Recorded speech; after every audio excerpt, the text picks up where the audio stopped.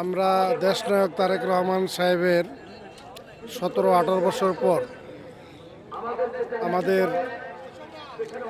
বাংলাদেশে প্রত্যাবর্তন উপলক্ষে আমরা কালিয়াকৈর থেকে এসেছি, গাজীপুর থেকে এসেছি ডক্টর ব্যারিস্টার ইশাক আহমেদ সিদ্দিকী সাহেবের নেতৃত্বে। এখানে আমরা রাত্রি 2টার সময় অবস্থান করতেছি। এখনও আমরা সঠিক সময় নাস্তা পানি কোনো কিছু করতে পারি নাই। প্রিয় নেতাকে এক নজর দেখার জন্য, ওনার কথা শোনার জন্য আমরা বিভিন্ন যোগাযোগ মাধ্যমে এখানে এসেছি। এখন পর্যন্ত অপেক্ষা করতেছি, এখন অপেক্ষায় আছি উনি কোন সময় আসবে। দেশ এবং জাতির উদ্দেশ্যে, নেতা কর্মীদের উদ্দেশ্যে উনি গুরুত্বপূর্ণ 2-4টি কথা বলবেন। সেই কথাটা শোনার অপেক্ষায় আছে, কারণ সামনে জাতীয় সংসদ নির্বাচন। সেই নির্বাচনে উনি কি দিক নির্দেশনা দেন সেটা শোনার জন্যই আমরা অধীর আগ্রহে বসে আছি।